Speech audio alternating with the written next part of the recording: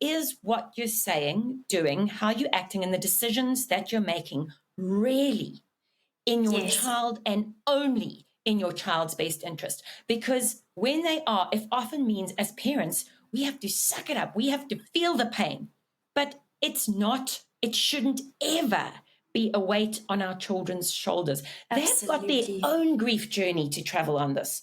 They've also lost a sense of family, mom and dad being together, the pets who are no longer all in the same house. One of their houses, their rooms, so much for our kids has changed. They do not need us to just have that extra burden of mom's emotions, dad's unresolved hurt, the guilt, the shame. The guilt. Wow.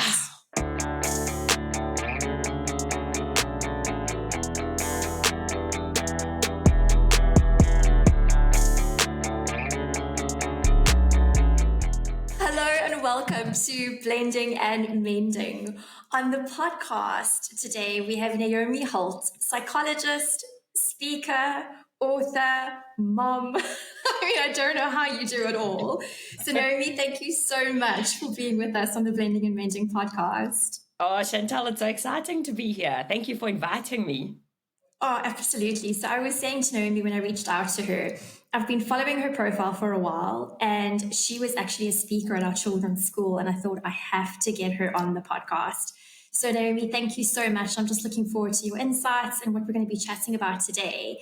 And our topic is critical for this time of the year especially, and I know we're going to unpack quite a bit that we can normalize in terms of day to day, but trying to navigate the festive season, right? You've just gone through a divorce or you've gone through a divorce or a separation, and you now need to navigate the festive season and you don't have your children with you. So it's about unpacking what this feels like. It's unpacking the coping mechanisms potentially around this. I always refer to this as the year of firsts. So when you go through a divorce process, right, and you've signed the piece of paper and you've gone through the emotions of making the decision and finally taking that step, no one prepares you for the first year that you're not going to do the Easter egg hunt and hide all the eggs in the garden. No one prepares you for the few weeks that you're not going to be hiding Alfie around the house because your child's not with you for those few days. And this is a time where families come together, and in a divorced or separated relationship engagement, we don't always have the luxury of that. You're guided by a legal document, your separation agreement, you have a visitation schedule, and you need to stick to that. So context, right? It's loaded, but what are some of your thoughts?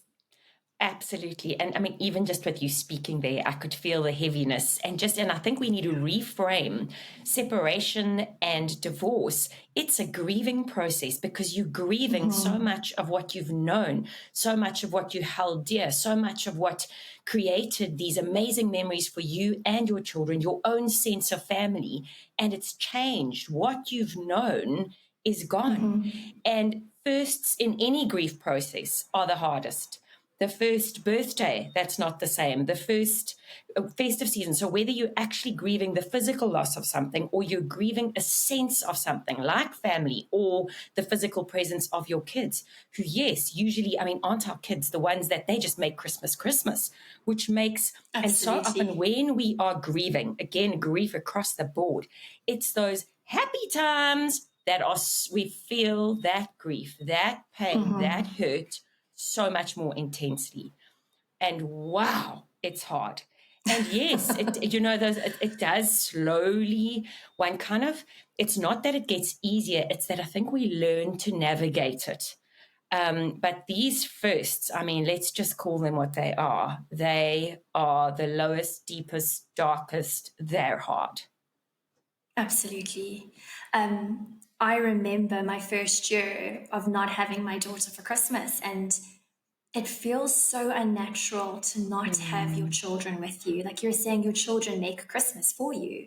And this year I'm over the moon because this is the year we do have the kids with us, right? So I've gone all out. Christmas decor, what we're going to eat, cookies we're going to bake. And so I almost feel as a parent, I could feel how I've overcompensated because I know I didn't have my daughter with me last year, and now she's with mommy this year, but she's already said to me, but what about daddy? I'm not going Yeah. to see daddy. So how do Yeah. we help our children through this? I think now, okay, let's just backtrack here, because I think this is so important to, yes, recognize the space that they're in. But number one, in any divorce process, separation state, is ourselves and where we're at emotionally. And so often when parents bring their kids to me after a divorce or separation or anything big like this that's gone on in their lives, it's kind of this mentality of, it's the kids, I don't care about myself, it's just the kids. And yes, as parents, that's kind of our natural default, but we have to go back to, it actually never begins with our kids. It has to begin with us in our space where we're at emotionally, because our kids will always absorb. They are sponges. They're sponges and mirrors. I always say that about kids. They absorb it all and then they reflect it through their behavior, through other ways. I think what's fantastic is that your daughter is talking to you and is verbalizing. And I want to just bring up something else here, is that one of the best things that we can do is to focus on creating a safe enough relationship where our kids can come and tell us how they're feeling, even about the other parent. So well done, mom, because that means, that says to me, from someone who doesn't know your situation in detail at all, that you haven't bad-mouthed your ex, because of course when you do that, and it's so, and I see that so often, but because there's so much of that when we don't go on our own healing journey and our own processing, there's still so many huge emotions like hurt, anger, sadness that comes out in what we say about our exes, and even just in those nonverbals, or how those sighs or things that they might do. But of course, the ones who are absorbing that all and the ones who are picking up on the heaviness are our kids. And when that happens, they never, ever feel like they can come to us with anything that's worrying them, upsetting them. Any times they might be missing the other parent, even if something's happened that's upset them at the other parent's house, they will not come and talk to you as parent if you have been the one that's putting the other one down. So what's so important is that we constantly work on, both at this festive time and every other time, at creating safety in a relationship where our kids come to us with everything so that we can normalize their emotions. And what we also need to remember is that there are so many situations in life, divorce, death, any kind of tragedy, we can't fix it. We cannot fix them. But the awesome thing is that our kids don't need fixing. As human beings, before fixing, we need understanding. So if your daughter, firstly, yes, she feels she can tell you that, just when our kids do open up to us, not to, oh, well, you saw dad last year and this year's my year. And no, because that's just going to cause them to feel guilty, to clam up. Just one, my love, I'm so glad that you can talk to me about these things. Of course you're going to miss dad. That is so absolutely normal. What can we do? Shall we call him every day? You're going to encourage that, but you're going to most importantly just normalize, because when our children feel that we get it, they actually can take their own steps to walk out of whatever mud pool they're in. They just need to know someone understands. Someone's not trying to fix. Someone's not trying to make it all Christmassy and happy, because this year we're getting to make gingerbread houses. And this year we're getting to do Elfie. It's not so bad. Yeah. We're going to see him in New Year's. Yeah. We want to scrap all of that. We want to take on, when our kids come to us with something that actually, wow, I'm getting goosebumps just reflecting on what you said your daughter said to you, because that means she feels so safe with you that she can allow herself to feel vulnerable. And that is what a gift to a parent-child relationship, when a child trusts us enough that they can feel vulnerable, knowing that we can hold the space for whatever they're feeling. Like, that's wow, Shams. Like, really, seriously. Maybe you're going to make me bawl my eyes out. Because my daughter is the center of my universe, right? And we've got our steps, and I've got my stepson now. So we've got our pigeon pair at home and my new blended family. But the dynamics are, it's different dynamics across the two different families, where I would potentially have Mila's dad over for Christmas, and we can all sit around a table because we're that family. Awesome. For my stepson, it looks very different for him. So I do want to touch on the children who potentially don't have their parents, who are getting along, who don't always say nice things about each other. The children are picking up on it, and they're now going into the festive season. How do we support them? Because I do worry that with, for example, my stepson, really emotional. He's an empath. He really feels deeply for the things that are happening around him. And I know there's going to be that thought in his head, I'm with daddy, but who's going to be with mommy? And that's normal. How do we help our children through that? So going back to, we make sure that we're okay. Because when we're okay, that's when we can be the safe space. And then I want to just talk about something that I speak about, and it's so relevant to so many different contexts.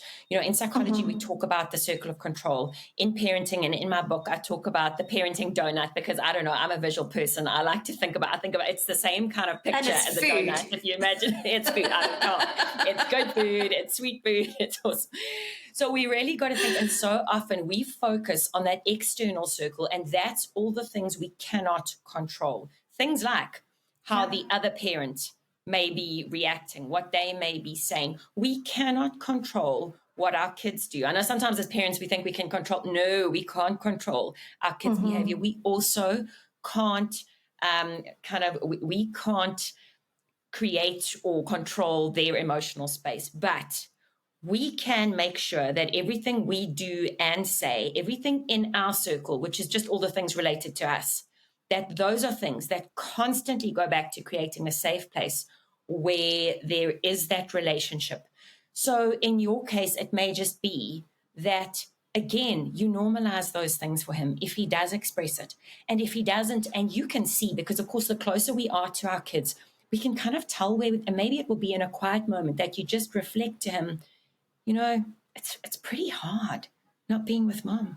I'm sure this is hard for you. This must be. Because most kids will either say, no, that's totally wrong. You have not got this right. Awesome, or they'll just take it in and they feel that you do really get it. And when we don't get it right, when we throw a reflection out there and we haven't got it right, then to say something along the lines of, can you help me understand it? Or remember that I'm here if you want to chat to. But again, remembering too that our tone of voice, our body language says so much in these situations. Our body language and what we need to be doing in those reflective moments, anytime our kids come to us with anything big, is actually mirroring mind, body, soul, whatever space they come to us in. So of course, if they're coming angrily, this happened, not to go, oh, sorry, you're feeling like that, but actually to go, oh, that must have been so frustrating. So that because why? If you tell me something that's really frustrated you or something that's deeply saddened you, and I come back as this neutral space or a completely different emotion, you're going to feel like, no, she actually doesn't get it. Whereas if I mirror what you're feeling, I'm going to feel that you really get it. And that's what our kids need. So we don't have all in this situation, do 1, 2, 3, 4, and 5, your kid will be absolutely fine. But I can if it could just be that easy, please. Life and parenting would be so much easier if everything could be around that. But the manual. Just keep going back to those basics of make sure that we're okay in our journey so that our child is not the one, which I see so often in divorce situations, where the child is the victim because they're the one in the middle of dad's hatred towards mom, mom's hatred towards dad, and all these snide remarks, the comments to the friends about the partner, the comments to the child, putting the ex-partner down. The child is the one that suffers, and we all start off this whole thing. It's in the child's best interests. And I often wonder, or I ask parents, when I just am speaking to a divorced couple, is what you're saying, doing, how you're acting, and the decisions that you're making really in your child and only in your child's best interest? Because when they are, it often means as parents, we have to suck it up. We have to feel the pain. But it shouldn't ever be a weight on our children's shoulders. Absolutely. They've got their own grief journey to travel on this. They've also lost a sense of family, mom and dad being together, the pets who are no longer all in the same house, one of their houses, their rooms, so much. for our kids has changed. They do not need us to just have that extra burden of mom's emotions, dad's unresolved hurt, the guilt, the shame. The guilt. Wow. Yes. It's loaded and it's heavy. And I think what you're touching on for me is so important, because I do think there's almost this adulting lens of, we're going through the divorce, we've gone through the divorce, there's a visitation schedule, there's the maintenance, it's court, it's finances, and the parenting goes into absolute parenting mode. And again, like you were saying, subconsciously potentially dealing with some of the grief, but we don't take the time to really understand the decision I've made has had an instrumental, fundamental effect on my child. How am I supporting them through this journey? Yeah. We've had time to process, I don't want to be married to this person anymore. We've gone through the ups and downs, whether it's been counseling, talking to each other, not talking to each other, but there's potentially been a buildup of time to get to the point where you've made that decision. We should be protecting our children from that. So when we get to a point of making the decision, this comes out of nowhere for them, because what they've seen is potentially happy daddy or mommy, or constant fighting in the house that has become their norm. But that's their norm. Yeah. So it's about being kind to them in terms of understanding what this grieving process now looks like for them. So I love that you've highlighted that, because I think we forget that. We do. And I think, for every child in the situation, there is complete disempowerment, because the world as they knew it, whether it was shaky mom and dad fighting every day, or happy mom and dad who just never spoke about their issues, and I can't tell you how many parents will come and see me and they'll go, we're fighting and we're thinking about separating, but the kids know nothing. I'm like, come on. Our kids know everything. They absorb everything. And then what I see in the playroom or on the therapy couch with kids and teens is kids who say, you know what? Things are not going okay. And my biggest fear is that mom and dad. So they're living in fear of hearing those words, we're getting divorced. And I mean, that's a whole nother topic for another time about better ways and worse ways to do this. But we're so consumed, or parents are so consumed with their own journey. And as you've said, which is so important, often it's been years or months that parents know this is on the cards. And kids are kind of either fearing but hoping not, or just, not really wanting to go there. And we're already there. The journey is, we're so much further along. So we've got to go back and think about, what can I really do to support this child, especially over harder times. Yes, they're hard for us as parents, but what about our kids? So to really suck it up, and I say, deal with your own self, deal with yourself, whatever thing in parenting. I think as parents, whether you are married or single parenting or shocking divorce, it doesn't matter. Do give your children the best gift you can and go on your own journey of emotional healing, of emotional growing. And we're all none of us have ever gotten to the top of that mountain where we can say, woohoo, I'm all grown, I'm done, I'm healed. It's a constant journey. In fact, I often think, we think we got like this mountain and we get to the top of it, and then you realize that there's like a whole valley of mountains ahead of you. You think you've reached the summit, but But I mean, let's explore that, because you've referenced that quite a bit in our conversation, right? Is you need to do your healing. You need to do that reflecting.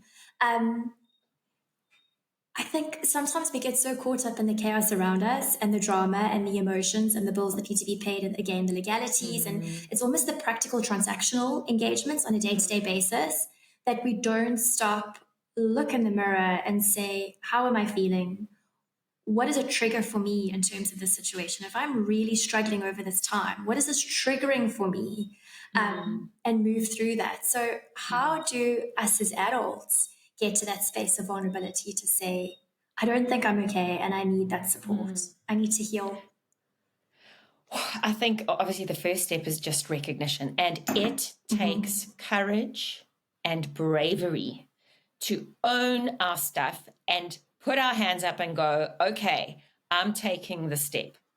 And again, going back to, I cannot tell you how many parents I can see they're in full-on crisis, but they're like, there's no time for me right now. This is all about my child. And I absolutely understand that is our default. As soon as we become parents, we are wired to protect our kids, but we have to reframe and recognize that all those things, the maintenance, the ticking, the school, the X, the Y, the Z, all those kind of things that keep us in survival mode, we cannot manage them well. And actually, the stress created around them becomes stumbling blocks in our relationship with our children, and becomes it causes more stress for us, which causes disconnection in our relationship with our children, because of course our own stress and anxiety. It's like we build a wall. Again, going back to that visual me, I literally, it's like we build this wall between ourselves and our kids. But when we can do that inner work with a therapist, a counselor, and most often, really, I do recommend that, not just because I'm a psychologist, but because we know that when we can speak about something and have someone, so often we're like, yeah, but I got my friends. But what are our friends are going to feed? Most friends are going to just feed that space. He's an absolute idiot, or she should never have done. I mean, actually, it's just. And then we're all riled up afterwards. Bottle of wine, let's go. Yeah.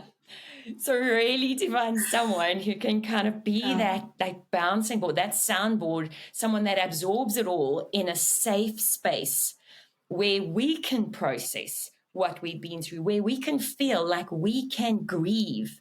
So often when parents do come and see me, and dads as well as moms, they'll end up just breaking down. And I'm so encouraged when a dad gets to that point where he can be vulnerable enough to just own really how hard these kind of challenges have been.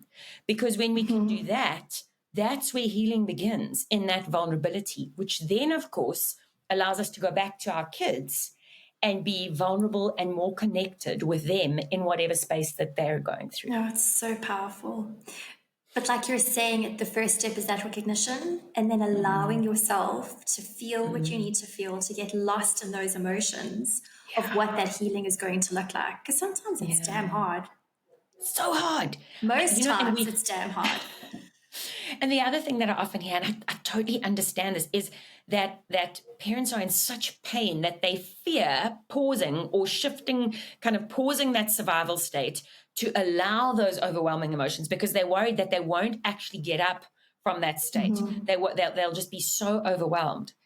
And that's why, again, going back to find a safe place where you can allow yourself to feel those overwhelming emotions. And when it comes to choosing a psychologist or a counselor or whoever you choose to work with, I like to say, it's like a hairdresser. We won't just go to anyone that has a certificate that says they can cut hair. You've got to find the right person for you. And in a therapeutic space, that's got to be someone that you feel you can just be vulnerable with, that you feel that's in that space, that you feel so understood, that you feel held.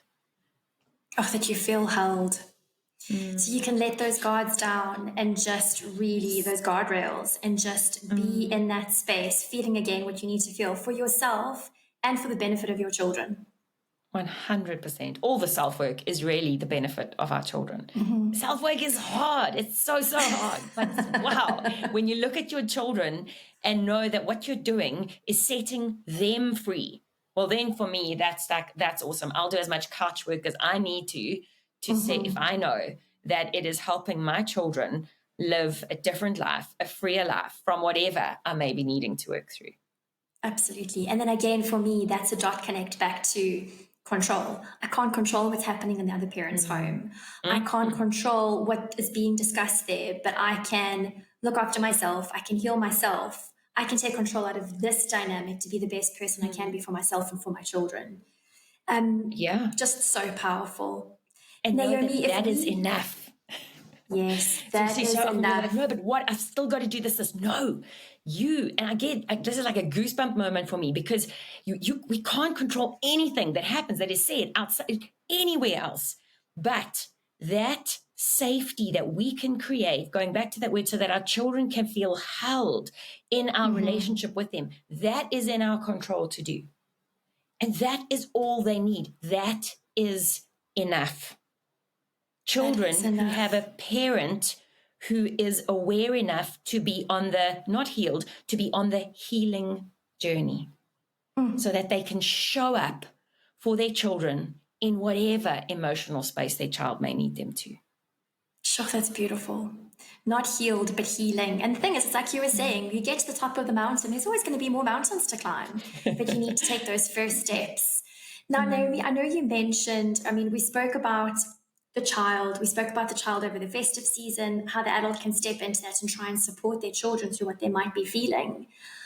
I want to speak about the parent, and I've got a mom in mind specifically, and she reached out to me a few weeks ago and she had said, it's the first year, so they've been divorced for a while, but this year is the first year that her children are spending Christmas in the visitation schedule with the dad and the new wife. So her children, in her mind, are spending Christmas with their new family. And that's a different lens. I mean, I haven't experienced that. I haven't thought about it that way. My daughter had Christmas last year with her stepmom and me, her father. And I thought to myself, this stings differently for different people, depending on, again, on the dynamics and the circumstances. But when she said, my husband's married and the children are spending this festive season with him and his new wife, I thought, wow, this is a dynamic I haven't yet felt and I haven't yet explored. So I wanted to bring it into this podcast. How do we support the parent going through something like that? Sure, going right back to that, they need their own support.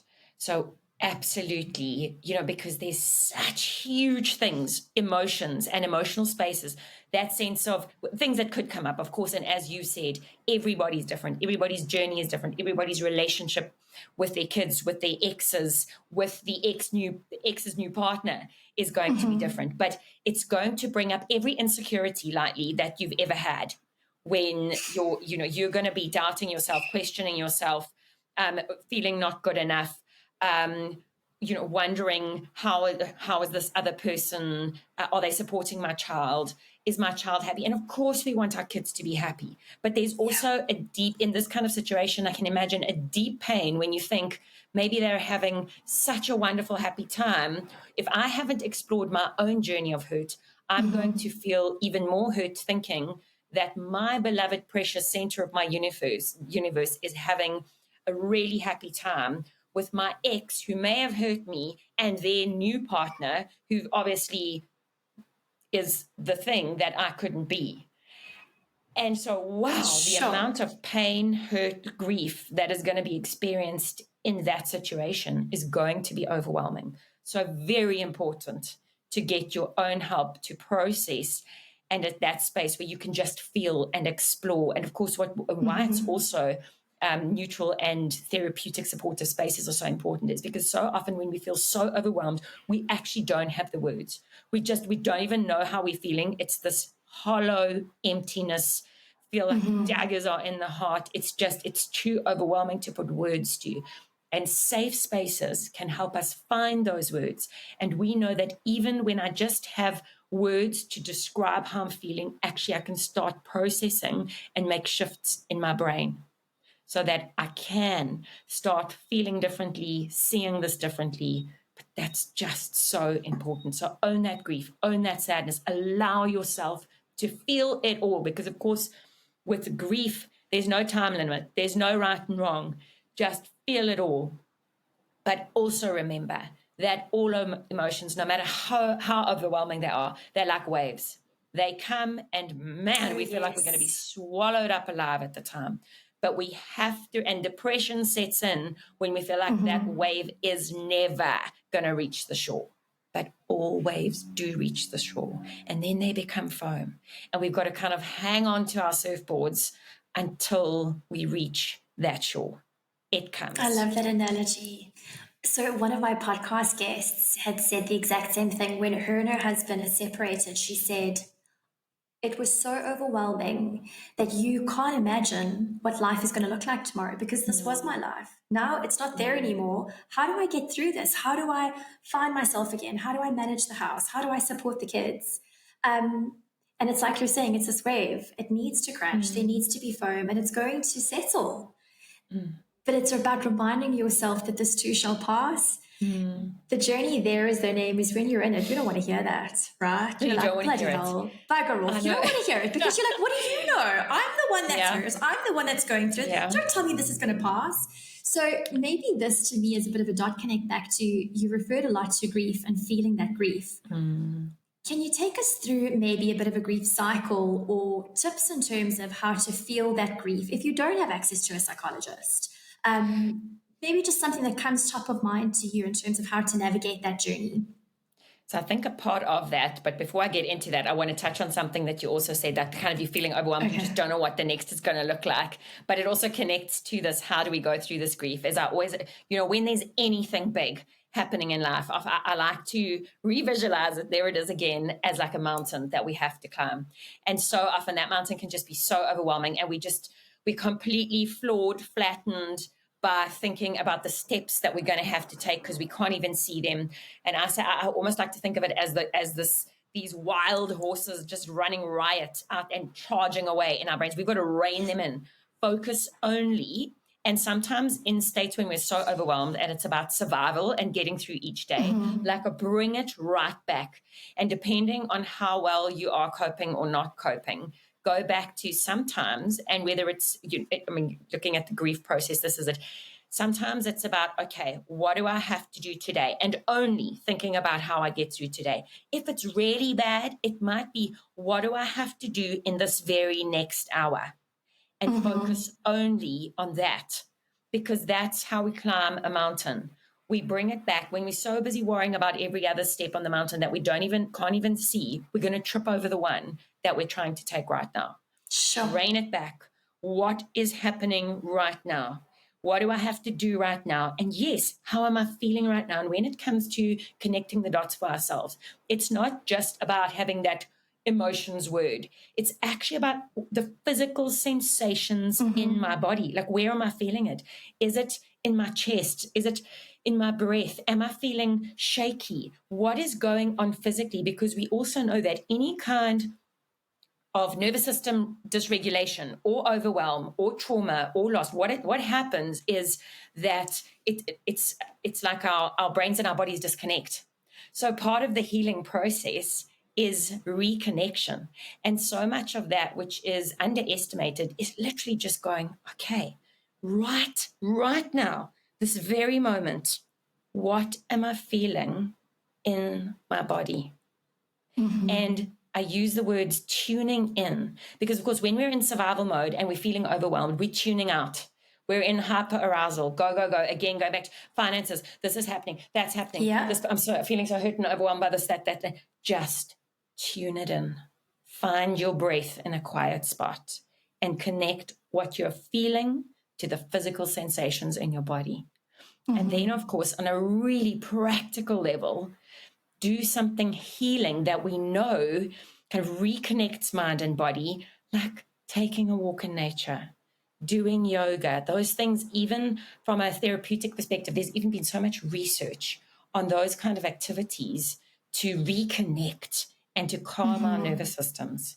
So sometimes when we're so overwhelmed and we don't know how we're going to get to the next part, just come back to the now. It's right now. Maybe I just want to record your voice and then I can put that on an app next to my bed at night so I can just meditate. Like, calm yourself. It's going to be okay. And I love those practical tips, because I also think we get so caught up in all these hard things we need to do, and just the thought of even having to find a psychologist and make the booking. And what you've shared with us now is so practical. It's about you saying, tuning into yourself, feeling what you need to feel within your body. I'm also a big believer in journaling. But get lost in some of those thoughts that will allow you to navigate what you need to feel. I love that. And then before we end, Naomi, please share some information about your book. So I've seen that it's called Bounce. No, it touches on resilience, but tell us a little bit about the book. And I know you said there's also some tips in there for divorced families. So if you can maybe share one or two of those.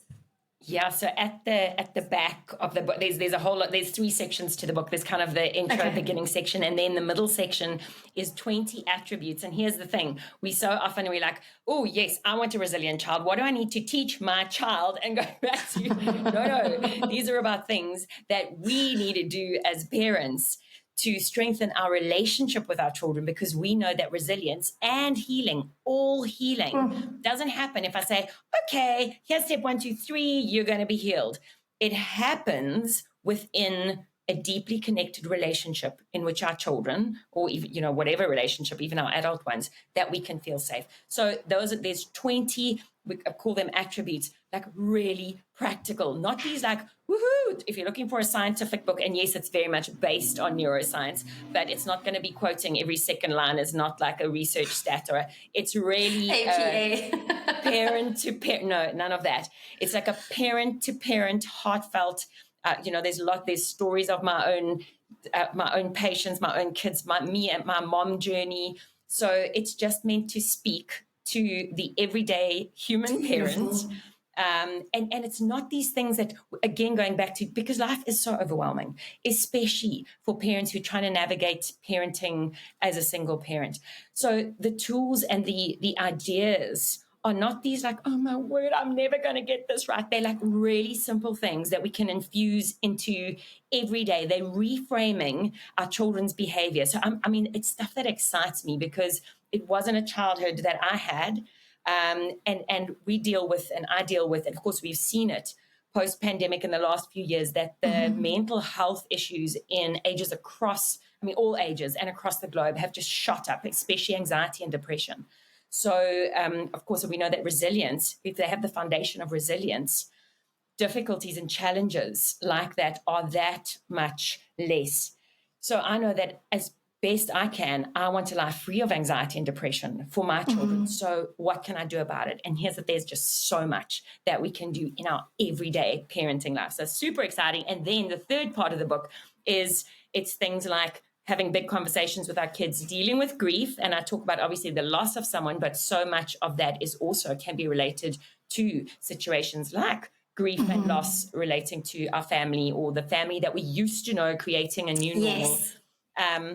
But then also steps for parents who are thinking about divorce, talking to their kids about divorce, how to navigate divorce, like the co-parenting aspect, really rethinking what's in our kids' best interests. And then there's also a section on highly sensitive kids, because so many of us have those darling, beautiful souls that are just so highly sensitive. So considerations.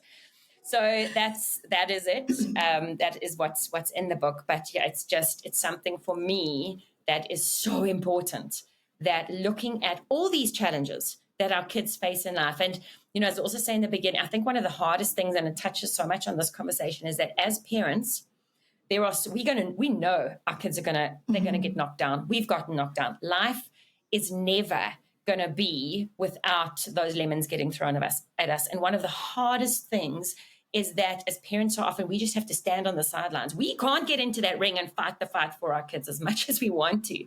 And this is where helping them build a foundation of resilience. That's why we need to be doing it, because they're going to go down. But resilience is a difference about how and if they get back up again and keep on fighting. 100%. So it's so available. It's available at all bookshops, exclusive books, bargain books, Reader's Warehouse. You can get it online, Take a Lot, Loot, Amazon, internationally as well. So yeah, I really hope that's on my Christmas list. So I've already said to Tristan, you can get this book for me. So I've got this thing at the moment where I've been so privileged to interview quite a couple of authors since I've launched the podcast. And I make sure that I go out and get every single book, because I just think it's part of this journey. It's growth, it's learning. It's so special. And to know that I spoke to Naomi. Naomi was on my podcast. And again, your reputation just exceeds itself, honestly. I'm just so thrilled that you spent some time with us. I am going to put all your links in terms of how people can reach out to you in the podcast link. I'm also going to share some links in terms of how people can get a hold of your book. But Naomi, thank you for today. Thank you for sharing your thoughts, your energy. I just get lost in your storytelling and how your voice changes. And I mean, for me, what really stood out today was we don't need to fix our children. We really need to understand them, and really feeling that grief, leaning into that. It's just been such a beautiful conversation. So thank you so, so much. Thank you, Shans. I've loved it. So thank you for the honor and just to be here. Oh, absolutely having you back. So I've already started writing down other topics. Awesome. Have a beautiful festive season with your family. Can't wait to have you back on, and just be safe over the festive season as well. Thank you so much, and you too. Bye. Cool. Speak to you soon. Bye.